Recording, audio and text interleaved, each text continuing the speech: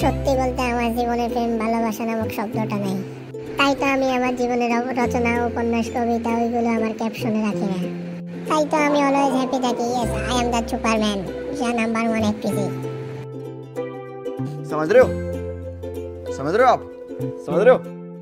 তুমি সেই বেটি না যে কিনা রুটি বানাতে গিয়ে সারা দেশের মানচিত্র বানিয়ে ফেলো?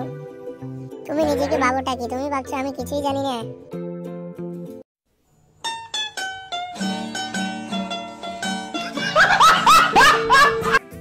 তোমাকে পাবো না জেনেও আমি তোমারই মায়ায় আসক্ত।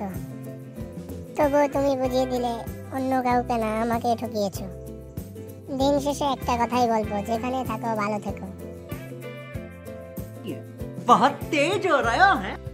আমি এত আপন পর বুঝি না, যাদের মন পাল্টে যায়, হাজার প্রয়োজন পড়লেও তাদেরকে আর খুঁজি না। তুই তো বেটা কোথাকার কোন হরিদাস পাল। समझ रहे हो? समझ रहे हो आप? समझ रहे हो? বেকারত্বের বোঝাটা যখন মাথায় ওঠে, ঠিক তখনই তুমি বুঝিয়ে দিলে প্রেম ভালোবাসা ওইগুলো তো সব চলনায় ছিল। আসলে তোমাকে কোনো দোষ দিতে চাই না, আসলে আমারই কপাল খারাপ। হ্যাঁ, তবে একটা কথাই বলবো, যেখানেই থাকো ভালো থেকো।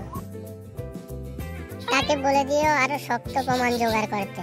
অভিশাপ এখন আল্লাহর আরশ পর্যন্ত উঠে গেছে। এখন আর অজুহাতে কোনো কাজ হবে না। Oh my God! Wow! Oh my God!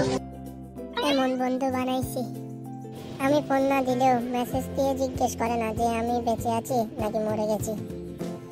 যারা আমাদের ভিডিওটা দেখতেছো, প্লিজ একটা লাইক দিয়ে অবশ্যই চ্যানেল নতুন হলে সাবস্ক্রাইব করে ফেলো। समझ रहे हो? समझ रहे हो आप? समझ रहे हो?